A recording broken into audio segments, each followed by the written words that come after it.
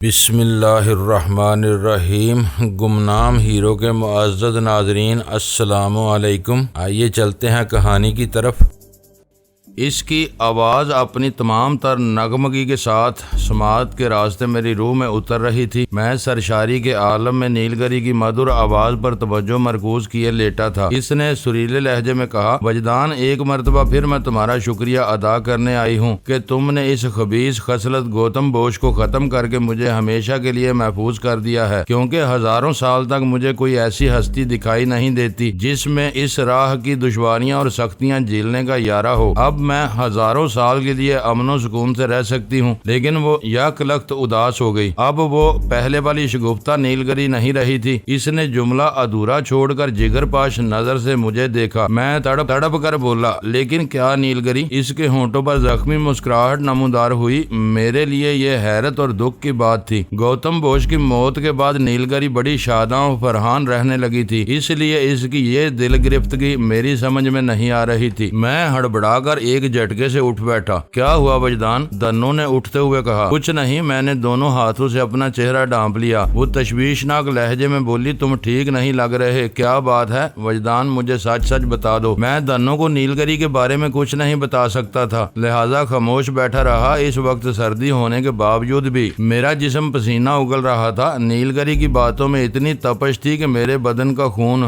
پسینہ بن کر خارج ہو رہا تھا۔ اس نے شاید اپنی تحریک اور آور گفتگو سے میرے اندر خوابیدہ آتش فشاں کو چھیڑ دیا تھا۔ میں اٹھ کر کھڑا ہو گیا، پھر گہری سانسیں لیتے ہوئے حوالات کے اندر ٹہلنے لگا۔ اپنے دماغ کا درجہ حرارت کم کرنے کے لیے میں نے جوگرز بھی اتار دیے تھے۔ چند لمحوں کی چہل قدمی کے بعد میرے حواس قابو میں آ گئے۔ مجھے اپنی حالت کو سنبھالنے کے لیے یوگا کا سہارا لینا پڑا تھا۔ ماسٹر ہینگ پائی آن جہانی نے مجھے سانس کی ایک خاص مشق سکھائی تھی، جس کے ذریعے ذہنی انتشار اور جذباتی ہیجان سے نجات حاصل کی جا سکتی تھی۔ میں نے حوالات کے ٹھنڈے فرش پر ٹہلتے ہوئے سانس کی وہ مشق کی تھی۔ میں دوبارہ اپنی جگہ پر آ کر بیٹھا تو دنو نے پوچھا، وجدان، تم مجھ سے کچھ چھپا رہے ہو؟ وہ بالکل درست کہہ رہی تھی، تاہم میں نے کہا، ایسی کوئی بات نہیں دنو۔ کیا کوئی بہت ہی ڈراؤنا خواب دیکھ لیا ہے؟ اس نے پوچھا۔ دنو کے اس سوال نے میری مشکل آسان کر دی۔ میں نے جلدی سے کہا، ہاں دنو، وہ ایک خواب ہی تھا، کپ کپی طاری کر دینے والا۔ وہ بولی، ہم جس قسم کے حالات سے گزر رہے ہیں اس میں اس قسم کے خواب دیکھ سکتے ہیں۔ پھر وہ اچانک خاموش ہو گئی۔ میں سمجھ گیا وہ کچھ کہنے والی تھی، مگر دانستہ خاموش ہوئی ہے۔ میں نے پوچھا، دنو، کیا تم نے بھی کوئی خواب دیکھا ہے؟ ہاں، وہ جرجری لیتے ہوئے بولی، ایک خوفناک خواب دیکھ رہی تھی۔ تم نے خواب میں کیا دیکھا؟ میں نے سوال کیا۔ وہ جواب دینے کی تیاری کر ہی رہی تھی کہ باہر کسی گاڑی کے انجن کی آواز سن کر حیرت سے مجھے دیکھنے لگی۔ میرے پاس گھڑی نہیں تھی، اس لیے میں وقت کا درست اندازہ لگانے سے قاصر تھا، تاہم مجھے معلوم ہو رہا تھا کہ رات تقریباً اپنا سفر ختم کر چکی تھی اور اب تب میں صبح ہونے والی تھی۔ پھر اس سے پہلے کہ میں نیل گری سے ہونے والی الوداعی خوابناک ملاقات کے بارے میں ذہن کو دوڑاتا، ایک کانسٹیبل آنکھیں ملتا ہوا حوالات کے دروازے پر نمودار ہوا۔ شاید اسے نیند سے جگا کر ہماری جانب بھیجا گیا تھا۔ وہ بیچارہ حکم حاکم مرگ مفاجات کی عملی تفسیر بنا ہوا تھا۔ کانسٹیبل نے حوالات کا دروازہ کھولا اور خمار آلود آواز میں ہم سے کہا، تھانے دار صاحب بلا رہے ہیں۔ میں نے اور دنو نے الجھی ہوئی نظروں سے ایک دوسرے کو دیکھا، پھر ہم دونوں اٹھ کر کھڑے ہو گئے۔ کانسٹیبل نے میری جانب اشارہ کرتے ہوئے کہا، صرف تمہیں بلایا ہے۔ میں نے ایک لمحے سوچا، پھر کانسٹیبل کے ساتھ تھانے دار کے پاس پہنچ گیا۔ تھانے دار کے کمرے میں 4 افراد موجود تھے، یعنی ایک تھانے دار اور 3 اجنبی افراد۔ ان تینوں میں ایک صاحب حیثیت اور رعبدار شخصیت کا مالک تھا، باقی 2 اس کے ملازم دکھائی دیتے تھے۔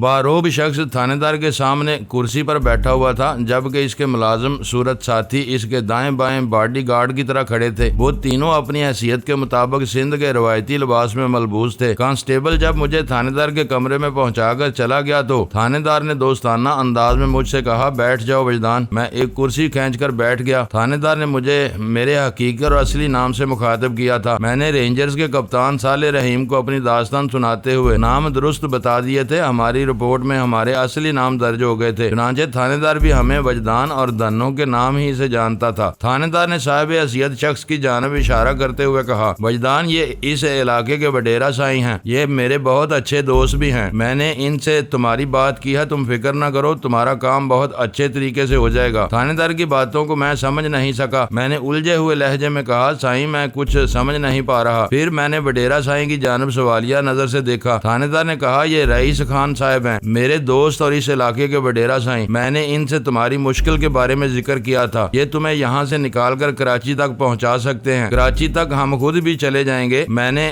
تھانے دار کو ٹٹولتی ہوئی نظر سے دیکھا۔ بس سائیں آپ لوگ ہمیں یہاں سے جانے دیں۔ ایک لمحے کے توقف سے میں نے اضافہ کیا کیا آپ نے پنڈت کشوری لال سے بات؟ تھانے دار نے مجھے جملہ مکمل نہیں کرنے دیا اور کہا کشوری لال سے معاملہ فٹ ہو گیا ہے، وہ مجھے 50,000 روپے ادا کرے گا، میں تو تمہارے بندوبست کے بارے میں فکر مند تھا، وہ انتظام ہو گیا ہے۔ پھر وڈیرا سائیں کی طرف دیکھتے ہوئے بولا سائیں آپ خود ہی وجدان کو اپنا پروگرام سمجھاؤ۔ پروگرام بہت سادہ ہے، رئیس خان نے کہا، میرے یہ دونوں بندے آج مٹھی جانے والے ہیں، تم دونوں گاڑی میں ان کے ساتھ بیٹھ جاؤ۔ مٹھی تھرپارکر کا صدر مقام ہے، یہاں سے 8-9 گھنٹے کا فاصلہ ہے، شام سے پہلے تم مٹھی پہنچ جاؤ گے، وہاں سے تم اپنی مرضی سے جہاں جانا چاہو چلے جانا۔ وڈیرے کا لہجہ اعتماد سے بھرپور تھا، وہ نہایت دوستانہ انداز میں بات کر رہا تھا۔ تھانے دار نے کہا وجدان وڈیرا سائیں صرف میری دوستی کی خاطر تمہارے ساتھ بلائی کرنے کو تیار ہوئے ہیں، دوستی اور کاروبار ساتھ ساتھ چلتے رہیں تو کبھی اختلاف نہیں ہوتا، رئیس خان نے ٹھہرے ہوئے لہجے میں کہا۔ پھر میری جانب دیکھتے ہوئے بولا جوان تھانے دار صاحب سے تو ہماری دوستی ذرا کاروباری نوعیت کی ہے، میرے علاقے میں تھانے دار صاحب جو بھی کیس ڈیل کرتے ہیں اس میں ہم برابر کے شریک ہوتے ہیں، یعنی تمہارے 50,000 روپے سے 20,000 روپے تھانے دار کی جیب میں جائیں گے اور 20,000 میں رکھوں گا اور باقی کے 10,000 روپے۔ میں نے چونک کر وڈیرے کی طرف دیکھا، اس نے کہا وہ تمہارا آزاد راہ ہے، ہم تمہیں یہاں سے خالی ہاتھ تھوڑی رخصت کریں گے۔ اس کے ساتھ ہی وڈیرے نے اپنی جیب میں ہاتھ ڈال کر 10,000 روپے کی ایک گڈی نکالی اور میری جانب بڑھاتے ہوئے بولا گن لو پورے 10,000 روپے ہیں۔ وہ 100 کے نوٹوں والی ایک مکمل گڈی تھی، بینک کی مہر کے ساتھ اس میں مخصوص پن بھی لگی ہوئی تھی، وہ سب استعمال شدہ نوٹ تھے۔ میں نے گننا ضروری نہ سمجھا اور نوٹوں کی گڈی کو جیب میں رکھ لیا۔ میں ایک بات پر حیران ہو رہا تھا، میں نے سن رکھا تھا کہ جرائم پیشہ لوگ پولیس والوں کو بھتہ دیتے ہیں، اپنی آمدنی میں سے ایک مخصوص حصہ متعلقہ تھانے میں پہنچاتے ہیں، مگر یہاں تو الٹی گنگا بہ رہی تھی۔ ایک پولیس افسر مجھے چھوڑنے کے لیے جو رشوت وصول کر رہا تھا، اس رقم میں اس علاقے کا وڈیرا بھی حصے دار تھا۔ خیر دنیا میں ہر طرح کے علاقے اور ہر قسم کے لوگ بستے ہیں، اس لیے مختلف جگہوں پر الگ الگ اصول قواعد دیکھنے کو ملتے ہیں۔ تھانے دار نے مجھ سے مخاطب ہوتے ہوئے کہا وجدان مٹھی تک تو تم دونوں بغیر ایک پیسہ خرچ کیے بخیر و خوبی پہنچ جاؤ گے، اس کے بعد اگر تم اپنے تئیں آگے سفر جاری رکھو گے تو پیسہ یقیناً خرچ کرنا پڑے گا۔ مٹھی سے کراچی پہنچنے کے 2 راستے ہیں، یا تو تم میرپور خاص اور حیدرآباد سے ہوتے ہوئے کراچی پہنچ جاؤ یا پھر مٹھی سے پہلے بدین جاؤ اور پھر ٹھٹھا سے ہوتے ہوئے کراچی کا رخ کرو۔ ویسے بدین سے حیدرآباد کے راستے بھی کراچی پہنچا جا سکتا ہے۔ وہ ایک لمحے کو رکا، پھر بات جاری رکھتے ہوئے بولا اور اگر رقم بچانا چاہتے ہو تو پھر سیدھا سیدھا یہ کرو کہ مٹھی سے ٹرک پر سوار ہو جاؤ۔ وڈیرا سائیں کے آدمی مٹھی میں جس شخص کے پاس جا رہے ہیں وہ ٹرانسپورٹر ہے، پورے سندھ میں بلکہ پورے پاکستان میں اس کے ٹرک چلتے ہیں، اب فیصلہ تمہارے ہاتھ میں ہے۔ تھانے دار نے بات ختم کر کے سوالیہ نظر سے مجھے دیکھا۔ میں نے کہا آپ کی یہی بڑی مہربانی ہے کہ مجھے یہاں سے جانے کی اجازت مل رہی ہے، بس آپ لوگ ہمیں مٹھی تک ہی پہنچا دیں، آگے ہم خود سفر کر لیں گے۔ میں نے تھانے دار کی پیشکش کو یکسر رد کرنا مناسب نہ سمجھا، مجھے ڈر تھا کہ کہیں وہ اپنا فیصلہ واپس نہ لے لے، اگر وہ اپنا ارادہ بدل دیتا تو ہمارے لیے مشکلات میں اضافہ ہو سکتا تھا۔ پیار محبت اور افہام و تفہیم سے مسئلہ حل ہو رہا تھا تو مجھے مل جل کر چلنا چاہیے تھا۔ اس نے فیصلہ کن لہجے میں کہا بس تو پھر ٹھیک ہے۔ تھانے دار کے اس جملے پر وڈیرے نے کہا سائیں تم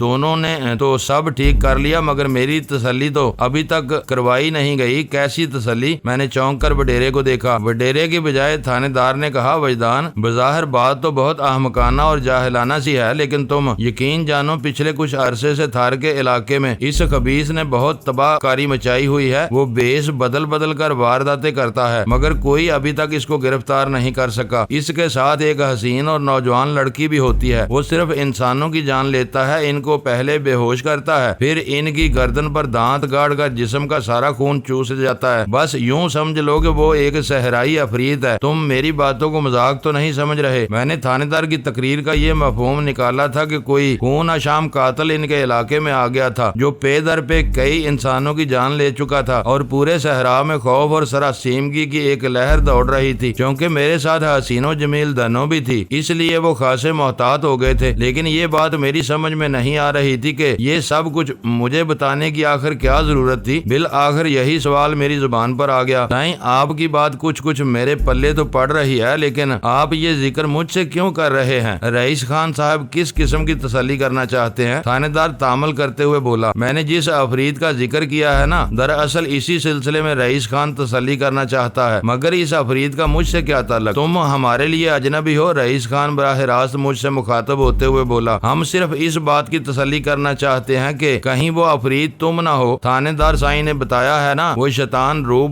بدل کر وارداتیں کرتا ہے۔ وڈیرا رئیس خان اس وقت خاصا سہما ہوا دکھائی دیتا تھا، اس کے حواریوں کی بھی یہی حالت تھی۔ تھانے دار بھی گہری سنجیدگی لیے ہوئے تھا۔ ان کی کہانی سن کر میں دل میں بہت ہنسا، مگر زبان سے میں نے کچھ نہ کہا اور نہ ہی ان کا مذاق اڑایا، بس اتنا پوچھا، چلو مان لیا آپ جو کہانی سنا رہے ہیں وہ 100% سچی ہے اور اس بات کے امکانات موجود ہیں کہ وہ خون آشام قاتل کہیں میں ہی نہ ہوں، مگر یہ بھی تو بتائیں کہ آپ مجھ سے کس طرح اور کس قسم کی تسلی چاہتے ہیں؟ کیا اس عفریت کی کوئی نشانی بھی ہے؟ ہاں، اس کی ایک بہت بڑی نشانی ہے، تھانے دار نے کہا۔ اس بیڑیا صفت شخص کے دائیں کان کے پیچھے چاند کی شکل کا ایک ہلالی نشان ہے، بالکل جیسے ابتدائی تاریخ کا چاند ہو۔ اس نشان کی رنگت سرخ ہے۔ میں نے کہا، لیکن میرے دائیں کان بلکہ کسی بھی کان کے پیچھے اس قسم کا کوئی سرخ ہلالی نشان نہیں ہے۔ یہ تو اچھی بات ہے، رئیس خان نے کہا، مگر میں دیکھے بغیر مطمئن نہیں ہو سکتا کیونکہ تم میرے 2 وفاداروں کے ساتھ سفر کرنے والے ہو۔ میں ان کی زندگی کو کسی قسم کے خطرے میں نہیں ڈال سکتا۔ تم میری بات سمجھ رہے ہو نا؟ یہ دونوں افراد میرے لیے بہت اہم ہیں۔ میں نے اسبات میں سر ہلاتے ہوئے کہا، ہاں میں اچھی طرح سمجھ رہا ہوں۔ ایک لمحے کو روک کر میں نے پیشکش کرنے والے انداز میں کہا، آپ چاہو تو میرے دائیں کان کا اچھی طرح معائنہ کر لو۔ وڈیرا مطمئن نظر آنے لگا، پھر وہ اٹھ کر میرے قریب آیا اور میرے کان کو پکڑ کر اس کا جائزہ لینے لگا۔ میں ان توہم پرستوں کی عقل پر ماتم کرنے کے سوا کچھ نہیں کر سکتا تھا، تاہم دل ہی دل میں مجھے ان کی اسی حماقت پر ہنسی بھی آ رہی تھی جسے میں بمشکل ضبط کیے بیٹھا تھا۔ مجھے یہ بات اچھی طرح معلوم تھی کہ میرے دائیں کان کی لو کی پچھلی طرف مسور کے برابر ایک سیاہ تل تھا۔ سرخ ہلالی نشان کا تو سوال ہی پیدا نہیں ہوتا تھا۔ تھوڑی دیر کے معائنے کے بعد رئیس خان دوبارہ اپنی کرسی پر جا بیٹھا، پھر تھانے دار کی طرف دیکھتے ہوئے پرسکون لہجے میں بولا، سائیں اللہ کا شکر ہے یہ وہ خطرناک قاتل نہیں ہے۔ میں نے خوب اچھی طرح دیکھ بھال کر تسلی کر لی ہے، میں اسے اپنے ساتھیوں کے ہمراہ روانہ کرنے کو تیار ہوں۔ تھانے دار کے چہرے پر بھی اطمینان جھلکنے لگا۔ وہ بولا، آپ تو صبح ہونے ہی والی ہے اور کچھ نہیں تو جاتے جاتے یہ لوگ چائے ہی پی لیں، یہ تو آپ کی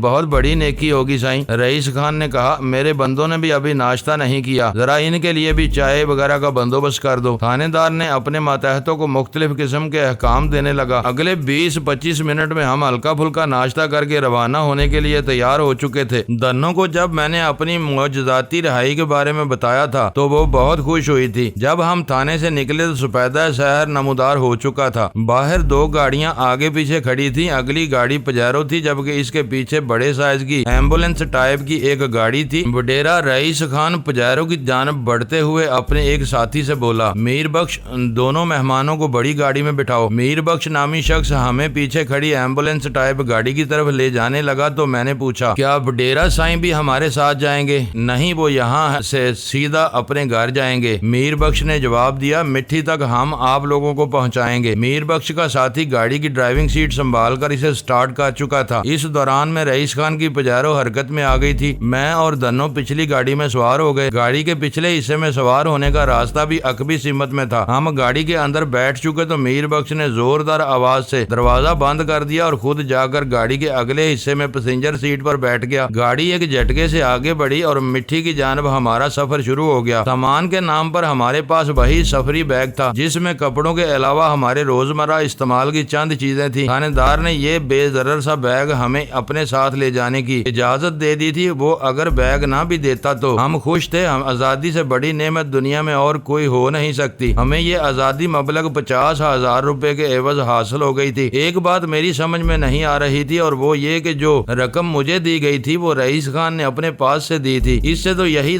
بات ظاہر ہوتی تھی کہ تھانے دار نے ابھی پنڈت کشوری لال سے رقم وصول نہیں کی تھی۔ وڈیرے کو وہ رقم ملنے کی ٹھوس امید تھی، جبھی اس نے اپنے پاس سے مجھے رقم ادا کر دی تھی۔ بعد میں پنڈت سے 50,000 روپے نکلوا کر وہ 20,000 اور 30,000 آپس میں بانٹ لیتے۔ تھانے میں بات چیت چیت کے دوران میں میرے ذہن میں یہ خیال آیا تھا کہ اس سلسلے میں تھانے دار سے پوچھوں، لیکن پھر میں نے اس سوچ کو ذہن سے نکال دیا تھا۔ دراصل ہمیں اس جمیلے میں سے نجات ملنے کی اس قدر خوشی تھی کہ میں کسی تردد میں پڑنا نہیں چاہتا تھا۔ جب اکھلی میں سر دے دیا تھا تو پھر موصلوں کا کیا ڈر۔ راستے میں پہلے موڑ پر وڈیرے کی پجارو دائیں جانب مڑ گئی۔ ہماری گاڑی کی رفتار میں بتدریج اضافہ ہونے لگا۔ میں اور دنو گزشتہ 36 گھنٹوں میں پیش آنے والے واقعات پر گفتگو کرنے لگے۔ یہ وقت ہم پر بہت بھاری گزرا تھا۔ ان لمحوں کی سنگینی اور صفاقی کو ہم کبھی فراموش نہیں کر سکتے تھے۔ بات کرتے کرتے اچانک دنو کو کھانسی آ گئی، پھر اس کی کھانسی طویل ہونے لگی۔ میں نے بھی محسوس کیا جیسے گاڑی کی اندرونی فضا میں گھٹن سی دار آئی ہو۔ وہ گاڑی ہر طرف سے بند تھی، ایئر کنڈیشن ہونے کے سبب اسے ایئر ٹائٹ کر دیا گیا تھا۔ اگلے ہی لمحے مجھے بھی ٹھسکا لگا اور سانس لینا دشوار محسوس ہونے لگا۔ اچانک مجھے خیال آیا کہ ہمارے ساتھ کوئی کاروائی ہو چکی ہے۔ گاڑی کی اندرونی فضا میں کوئی زہریلی چیز شامل ہو چکی تھی جو لمحہ بے لمحہ ہماری سانسوں کو مشکل سے مشکل ترین کرتی جا رہی تھی۔ دنوں کی حالت بہت خراب ہو رہی تھی۔ اب وہ باقاعدہ سینہ پکڑ کر اکھڑی اکھڑی سانسیں لے رہی تھی۔ میں نے ڈرائیونگ کیبن والے شیشے کو بجا کر گاڑی کے اگلے حصے میں بیٹھے ان دو افراد کو اپنی جانب متوجہ کرنا چاہا، لیکن لگتا تھا وہ پتھر کے بت بن گئے ہوں جو پلٹ کر دیکھنا نہ جانتے ہوں۔ مجھے اپنے سینے میں دم گھٹتا ہوا محسوس ہو رہا تھا۔ دنوں بے دم اور بے حواس ہو کر گاڑی کے فرش پر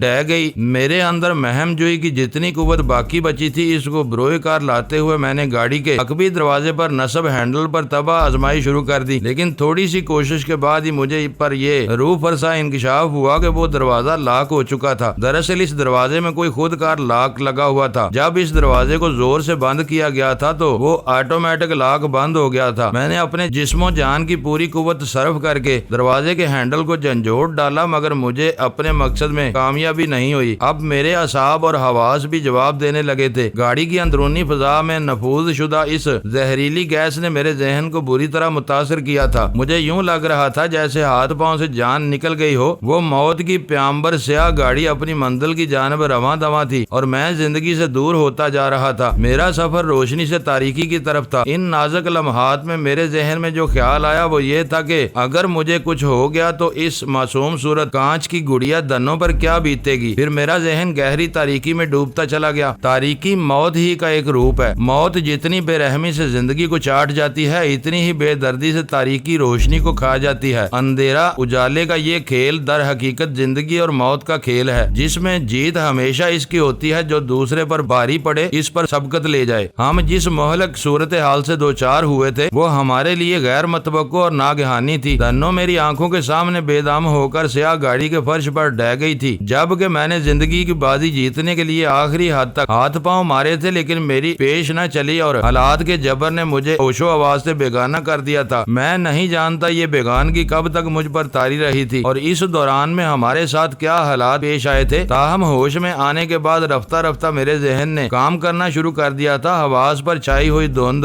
دھیرے دھیرے زائل ہوئی تو میرا ذہن سوچنے سمجھنے کے قابل ہوا اور میں اپنے گرد و پیش کو محسوس کرنے لگا۔ میرے جسم کو لگنے والے ہلکے ہلکے ہچکولے اس بات کا پتہ دے رہے تھے کہ میں کسی گاڑی میں محو سفر تھا۔ گاڑی اور سفر کے خیال کے ساتھ ہی میرے ذہن میں ماضی قریب کا احوال روشن ہو گیا اور پھر یکے بعد دیگرے وہ ناخوشگوار واقعات یاد آنے لگے۔ میں ان ناگہانی واقعات کی ناخوشگواریت اور تلخی کو بھلا کیسے بھول سکتا تھا۔ ہمارے ساتھ ایک سنگین دھوکہ کیا گیا تھا۔ انسانی ہمدردی اور سلوک کے واقعات تو بھول سکتا ہے، مگر بے رحمی، صفاقی اور دھوکہ دہی کے واقعات کو فراموش کرنا اس کے لیے ممکن نہیں ہوتا۔ جیسے جیسے میرے حواس بجا ہو رہے تھے میں خود کو پیش آنے والی صورتحال کے بارے میں سوچ رہا تھا۔ میں اور دنوں غیر قانونی طور پر سرحد پار کر کے پاکستان میں داخل ہوئے تھے اور سرحدی محافظوں کے ہتھے چڑھ گئے تھے۔ سرحدی محافظوں نے ضروری کارروائی کے بعد ہمیں ہمارے میزبان پنڈت کشوری لال کے ہمراہ مقامی پولیس کے حوالے کر دیا تھا۔ پھر تھانہ انچارج اچانک ہم پر مہربان ہو گیا اور ہمیں مبلغ 50,000 کے عوض چھوڑنے پر تیار ہو گیا تھا۔ یہی نہیں بلکہ اس نے ہمیں بحفاظت مٹھی تک پہنچانے کا بندوبست بھی کر دیا تھا۔ ایک مقامی وڈیرا رئیس خان تھانہ انچارج کا حصہ دار تھا اور ہمیں اسی کے آدمیوں کے ساتھ نگر پار کر سے مٹھی تک جانا تھا۔ ہمیں ایک ایمبولینس نما سیاہ گاڑی میں بٹھایا گیا تھا۔ پھر ہمارے سفر کو شروع ہوئے زیادہ دیر نہیں گزری تھی کہ ہمارے ساتھ وہ کچھ ہو گیا تھا جس کی ہمیں ہرگز توقع نہیں تھی۔ وہ سیاہ گاڑی مکمل طور پر ایئر کنڈیشنڈ تھی۔ ہمیں گاڑی کے پچھلے حصے میں سوار کرایا گیا تھا جبکہ وڈیرے کے آدمی اگلے حصے میں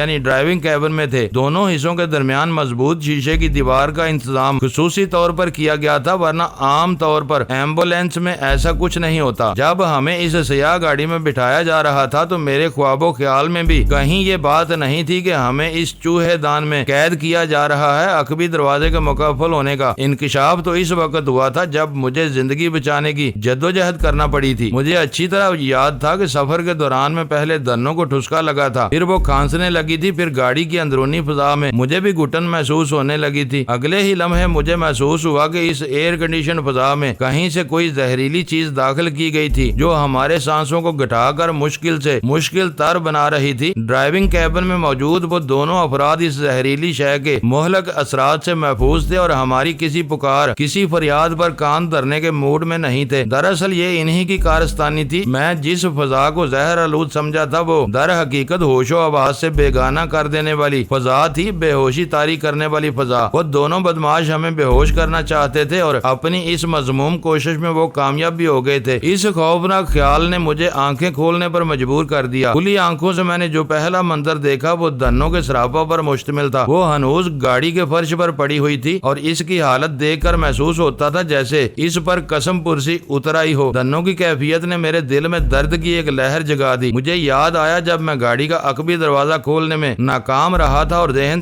تیزی سے تاریکی میں ڈوب رہا تھا، تو ان نازک ترین لمحات میں دنوں ہی کے بارے میں سوچ رہا تھا۔ اس وقت میں اس تشویش میں مبتلا تھا کہ اگر خدا نخواستہ مجھے کچھ ہو گیا تو دنوں پر کیا گزرے گی۔ میں اب مکمل طور پر ہوش و حواس میں آ چکا تھا اور مجھے یہ یقین ہو گیا تھا کہ خدا کا شکر ہے مجھے ایسا ویسا کچھ نہیں ہوا تھا۔ تاہم دنوں کی حالت بتا رہی تھی کہ اس کے ساتھ ضرور کچھ گڑبڑ ہے۔ وہ آڑی ترچھی بے سدھ پڑی تھی۔ اسے چھونے کے لیے میں نے بے اختیار ہاتھ آگے بڑھایا اور سکتے میں رہ گیا۔ دنوں کی جانب ہاتھ بڑھانے کی خواہش کو میں عملی جامہ نہیں پہنا سکا۔ اس کوشش کے دوران میں مجھ پر یہ روح فرسا انکشاف ہوا کہ میں اپنے ہاتھ کو اپنی مرضی کے مطابق حرکت نہیں دے سکتا۔ ایک لمحے میں مجھے اندازہ ہو گیا کہ میرے دونوں ہاتھ الٹی ہتھ کڑی میں مقید ہیں۔ میں نے تشویشناک انداز میں دنوں کے ہاتھوں کا جائزہ لیا۔ اس کے ہاتھ بھی کچھ اسی قسم کی کارروائی کی گئی تھی، تاہم طریقہ کار زیادہ خطرناک نہیں تھا۔ اس کے دونوں ہاتھ سامنے کی جانب نائلون کی مضبوط رسی میں جکڑے ہوئے تھے۔ اس سے یہ بھی ظاہر ہوا کہ انہیں زیادہ خطرہ مجھ ہی سے تھا۔ میرا ذہن بڑی تیزی سے کام کر رہا تھا۔ مجھے یہ سمجھنے میں ذرا دیر نہ لگی کہ ہماری بے ہوشی کے دوران میں ہمارے ساتھ یہ کارروائی کی گئی تھی۔ جب انہیں یقین ہو گیا ہوگا کہ ہم انہیں کسی قسم کا نقصان پہنچانے کے قابل نہیں رہے یا ان کے کسی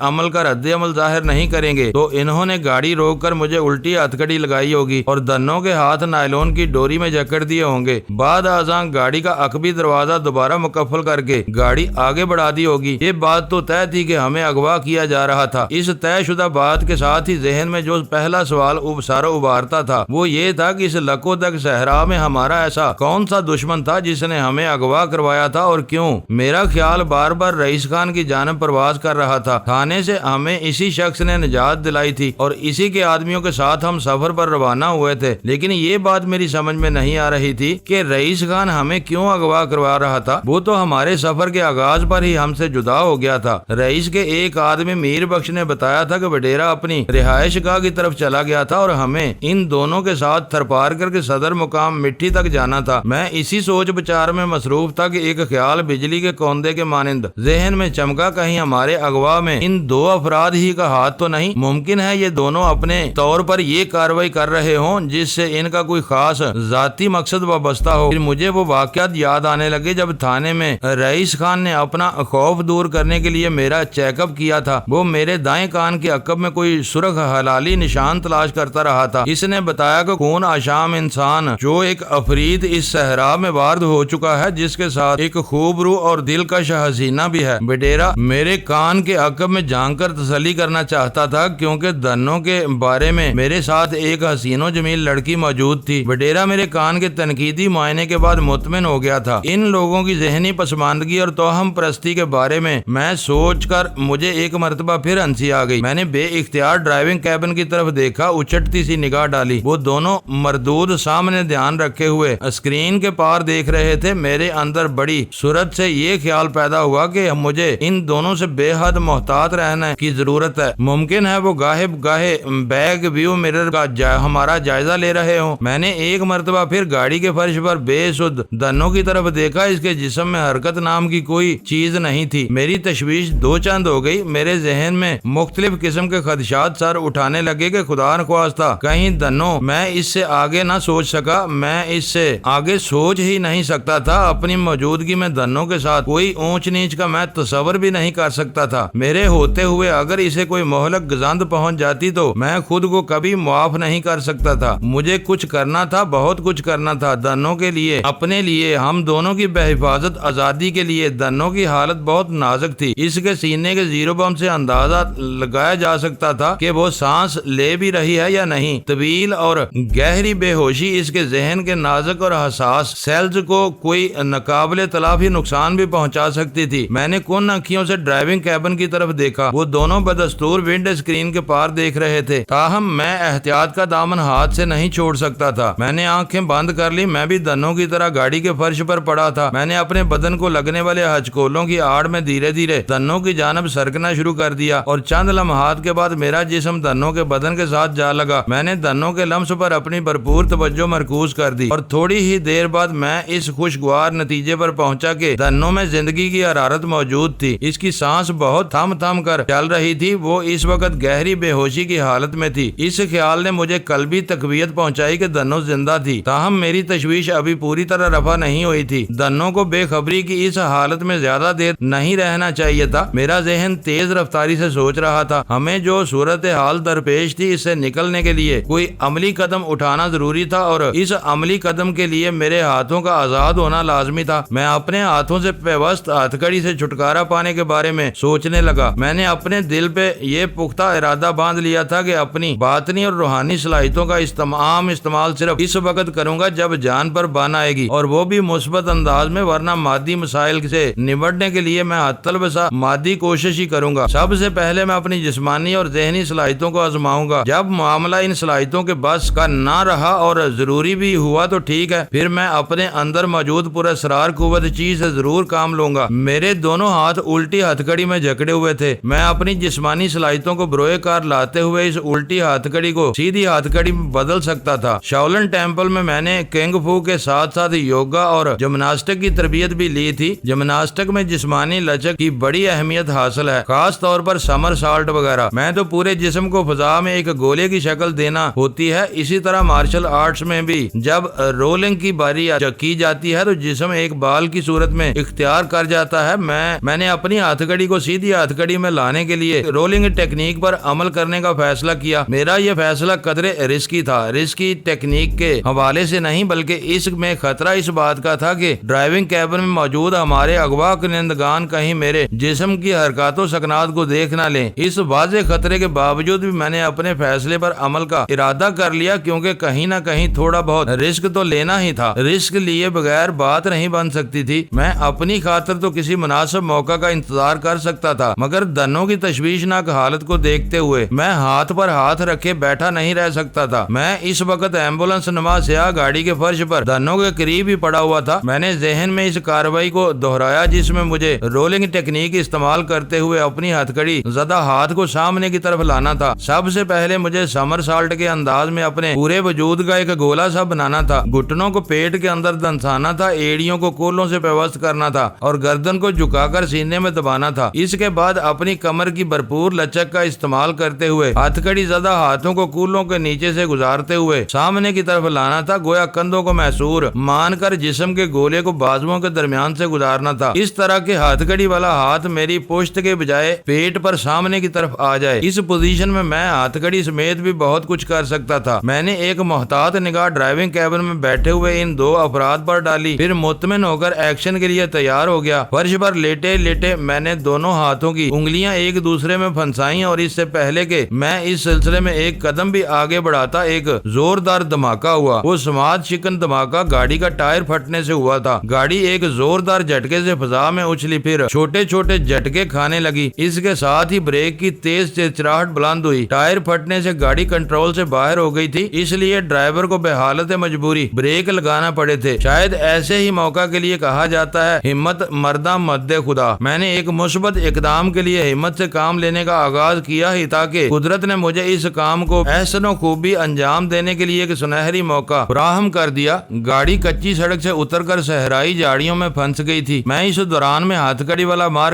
چکا تھا اور اب دنوں کے اوپر اس طرح پڑا تھا کہ نہ تو دنوں میرے بوجھ تلے دب سکے اور نہ ہی ڈرائیونگ کیبن میں موجود افراد کو میری ہتھ کڑی والے ہاتھ نظر آئے۔ میں نے نہایت مہارت سے اپنے وجود کو مطلوبہ زاویے پر سیٹ کر رکھا تھا۔ میری آنکھیں تقریباً بند تھی، تقریباً ان معنوں میں کہ میں پلکوں کی درز میں سے ڈرائیونگ کیبن پر نگاہ جمائے ہوئے تھا۔ جب میں دنوں کے اوپر آیا تھا تو وہ خفیف سا کسمسائی تھی، شاید یہ اس جھٹکے کا رد عمل تھا جو ٹائر پھٹنے سے گاڑی کو لگا تھا۔ تاہم اس وقت دنوں دوبارہ ساکت ہو چکی تھی، جو کوئی تسلی بخش بات نہیں تھی۔ میری نگاہ ڈرائیونگ کیبن کے شیشے پر جمی ہوئی تھی۔ گاڑی رکتے ہی وہ دونوں ڈرائیونگ کیبن سے باہر نکل آئے تھے، یعنی وہ گاڑی سے نیچے اتر گئے تھے۔ ایک بات تو طے تھی کہ ٹائر تبدیل کیے بغیر آگے سفر جاری نہیں رکھا جا سکتا تھا۔ گاڑی سے باہر نکلنے کے بعد وہ دونوں مجھے نظر نہیں آ رہے تھے، تاہم ان کے قدموں کی چاپ اور باتوں کی آواز سے میں نے اندازہ لگا لیا کہ وہ گاڑی کی عقبی جانب آ رہے تھے۔ میں ذہنی طور پر پوری طرح چاقو چوبند ہو گیا۔ اسی وقت میرے دماغ میں ایک خیال بجلی کی رفتار سے پیدا ہوا اور میں نے اپنی سوچ کے نتیجے میں بے اختیار گاڑی کے فرش پر سیٹوں کے نیچے نظر دوڑائی۔ میری متلاشی نظر پلک جھپکتے میں اس چیز تک پہنچ گئی جس کے بارے میں میرے ذہن نے سوچا تھا۔ وہ گاڑی کا ایک فاضل ٹائر تھا، جیسا کہ ہر گاڑی میں ایمرجنسی کی صورتحال کے لیے ایک اسپیئر ٹائر رکھا جاتا ہے۔ مذکورہ ٹائر اس سیٹ کے نیچے رکھا تھا جس پر بے ہوش ہونے سے پہلے دنوں بیٹھی ہوئی تھی۔ اب ایک بات یقینی تھی کہ گاڑی کا ٹائر تبدیل کرنے کے لیے انہیں گاڑی کے پچھلے حصے کو کھولنا پڑتا جہاں فرش پر ہم دونوں پڑے تھے۔ یہ اچھا موقع تھا، وہ جیسے ہی گاڑی کا عقبی دروازہ کھولتے میں بھرپور کارروائی کر سکتا تھا۔ مجھے پورا وثوق تھا کہ میں ہتھ کڑی لگے ہاتھوں کے ساتھ بھی بڑا ٹھیک ٹھاک ان سے نمٹ سکتا تھا۔ یہ بات میں ایک لمحے کے لیے بھی نہیں بھولا تھا کہ وہ دونوں مسلح تھے۔ تھانے میں جب وہ وڈیرا رئیس خان کے دائیں بائیں کھڑے تھے تو ان کے ہاتھوں میں نے کلاشن کوفیں دیکھی تھی۔ پھر جب وہاں سے روانہ ہوئے تھے تو بھی یہ ہتھیار ان کے پاس ہی تھے۔ میں کسی بھی ایکشن کے لیے تیار تھا۔ ایک فوری خیال نے مجھے اپنا ارادہ تبدیل کرنے پر مجبور کر دیا۔ میں نے سوچا بہتر یہ ہوگا کہ پہلے انہیں گاڑی کا ٹائر تبدیل کرنے دیا جائے تاکہ بعد ازاں جب مجھے وہاں سے روانہ ہوتے وقت کسی دشواری کا سامنا نہ کرنا پڑے۔ میں سانس روک کر دروازہ کھلنے کا انتظار کرنے لگا۔ چند سیکنڈ بعد میری امید بھر آئی۔ دروازے کے لاک میں چابی گھومنے کی آواز آئی، پھر ایک جھٹکے سے دروازہ کھل گیا۔ میں نے اپنی نیم با پلکوں کی اوٹ سے دیکھا میر بخش جو دراز قامت شخص مجھ پر کلاشن کو تانے کھڑا تھا، جبکہ اس کا ساتھی دبلا پتلا آدمی گاڑی کے اندر گھس آیا تھا۔ یقیناً وہ ٹائر نکالنا چاہتا تھا۔ گاڑی میں داخل ہونے سے پہلے ان دونوں نے ہمیں ہلا جلا کر یہ اطمینان کر لیا تھا کہ ہم وہاں پڑے ہیں جہاں کی ہم کو بھی اپنی کچھ خبر نہیں۔ اس موقع پر اپنی بے ہوشی کی بھرپور اداکاری کا مظاہرہ کیا تھا۔ آدھے گھنٹے کے اندر گاڑی کا پھٹا ہوا ٹائر نکال کر اس کی جگہ صحیح سلامت ٹائر فٹ کر دیا گیا۔ اب میرے عمل کا وقت سر پر آن پہنچا تھا۔ جیسے ہی وہ مجروح ٹائر کو گاڑی میں اندر رکھ کر دروازہ بند کرنے لگے مجھے حرکت میں آ جانا تھا۔ جو بھی ہو جاتا اس سے نمٹنا تھا۔ ٹائر کی تبدیلی کے دوران وہ دونوں آپس میں سندھی زبان میں بات چیت بھی کرتے رہے تھے۔ میں سندھی زبان کو پوری طرح نہیں سمجھتا تھا، تاہم 10% مفہوم میرے پلے پڑتا تھا۔ وہ دونوں اس ناگہانی افتاد پر جلائے ہوئے تھے۔ مجھے اس کی باتوں سے یہ بھی اندازہ ہوا کہ وہ مقررہ وقت پر کسی جگہ پہنچنا چاہتے تھے اور ٹائر پھٹنے کی وجہ سے وہ آدھا گھنٹہ لیٹ ہو چکے تھے۔ گاڑی کی عقبی سمت چلتے ہوئے قدموں کی آواز آئی۔ میں سمجھ گیا کہ وہ کوئی ایک ہی شخص تھا۔ اس کے ساتھ دوسرا ڈرائیونگ کیبن کا دروازہ بند ہونے کی آواز آئی۔ یہ گاڑی بائیں جانب کا دروازہ تھا جس کا واضح مطلب یہی تھا کہ میں میر بخش کلاشن کو بردار پسنجر سیٹ پر بیٹھ چکا تھا۔ اس سے ایک اور بات بھی صاف ہو گئی کہ مجروح ٹائر گاڑی میں رکھنے کے لیے ڈرائیور کو آنا تھا اور وہی گاڑی کا عقبی دروازہ بند کرنے والا تھا۔ میرے دل میں اطمینان کی ایک لہر دوڑ گئی۔ ظاہر ہے کسی مسلح شخص کی بنسبت نہتے آدمی سے نمٹنا آسان ہوتا ہے۔ جیسے ہی ڈرائیور پھٹے ہوئے ٹائر کو سیٹ کے نیچے کھسکا کر سیدھا ہوا، میں نے ہتھ کڑی کا ایک بھرپور وار اس کے چہرے پر کیا۔ یہ ایک آہنی دوہتڑ تھا جس کی طوفانی ضرب نے ڈرائیور کو بلبلانے پر مجبور کر دیا۔ ڈرائیور کی درد میں ڈوبی ہوئی چیخ سن کر میر بخش نے ایک جھٹکے سے مڑ کر پیچھے دیکھا، مگر اس دوران میں ڈرائیور کو اپنی ٹانگوں میں رکھ کر گاڑی سے اس طرح باہر پھینک چکا تھا جیسے کسی توپ سے گولا داغا جاتا ہے۔ اس کے ساتھ ہی میں خود بھی اچھل کر گاڑی سے باہر آ چکا تھا۔ گاڑی روکنے سے ایئر کنڈیشنر میں کوئی ایسی خرابی واقع ہو گئی تھی کہ اس نے خاموشی سے چپ سادھ لی تھی، اسی لیے ڈرائیور اپنی سائیڈ کا دروازہ کھلا چھوڑ آیا تھا۔ میر بخش نے بھی اپنی سائیڈ کا شیشہ گرا لیا تھا۔ اسی وجہ سے ڈرائیور کی بلبلاہٹ اپنے تمام تر صوتی اثرات کے ساتھ میر بخش کی سماعت تک پہنچ گئی تھی۔ میں جب میر بخش کے سر پر پہنچا تو وہ گاڑی سے باہر آ چکا تھا۔ پھر قبل اس کے کہ وہ کلاشنکوف کا رخ میری جانب کرتا، میں نے اسٹیپ لے کر ایک زوردار فرنٹ پش کک اس کے سینے پر رسید کر دی۔ وہ چوڑے سینے کا مالک اور دراز قامت شخص تھا، پھر اس کے بدن کی مضبوطی میں بھی کوئی کلام نہیں تھا، مگر میری کک بھی کوئی عام سی ٹھوکر نہیں تھی، اس میں غم و غصہ وافر مقدار میں شامل تھا۔ میر بخش گاڑی کے کھلے ہوئے دروازے سے اندر جا پڑا، اس کا سارا سٹیئرنگ وہیل سے ٹکرایا مگر اس کا جسم رکا نہیں۔ میری کک کے زبردست پش نے اسے لڑکاتے ہوئے ڈرائیور سائیڈ کے کھلے ہوئے دروازے سے گاڑی کی دوسری سمت ریتیلی زمین پر پہنچا دیا، تاہم اس نے اس دوران میں کلاشنکوف کو ہاتھ سے نہیں چھوڑا تھا۔ جب میر بخش ڈرائیونگ کیبن میں لڑک رہا تھا تو گاڑی کے وسیع ڈیش بورڈ پر مجھے ایک کلاشنکوف رکھی نظر آئی۔ یہ یقیناً ڈرائیور کا ہتھیار تھا جسے میں نے گاڑی کے عقب میں لگ بھگ 20 فٹ دور ریت پر اچھال دیا تھا۔ میری نگاہ کے چاروں جانب ریت ہی ریت دکھائی دیتی تھی، اس لکودک صحرا میں کہیں کہیں جھاڑیوں کا وجود بھی نظر آ رہا تھا، سر پر آسمان آگ برسا رہا تھا۔ میں نے اپنے تجربے کو کام میں لاتے ہوئے اندازہ لگایا کہ وہ سہ پہر کا وقت تھا، ہم الگ صبح تھانے سے روانہ ہوئے تھے، اس کا مطلب تھا ہم تقریباً 7 گھنٹے بے ہوش رہے تھے اور دنوں تو ابھی تک گاڑی کے فرش پر بے سود پڑی تھی۔ میں عقابی نظر سے میر بخش کو دیکھتے ہوئے اس کی جانب بڑا، وہ اٹھ کر کھڑا ہو چکا تھا اور کلاشنکوف کو میری طرف سیدھا کر چکا تھا۔ یہ بہت نازک لمحات تھے، اگر میں ایک لمحے کی بھی کوتاہی کر جاتا تو کلاشنکوف سے نکلنے والی گولیوں کی بوچھار مجھے چھلنی کر دیتی۔ میں نے جست بھر کر ہینڈ سپرنگ لگایا، پھر فرنٹ سمر سالٹ لگاتے ہوئے میرے میر بخش کے اوپر سے گزر کر اس کے عقب میں اپنے قدموں پر سیدھا کھڑا ہو گیا۔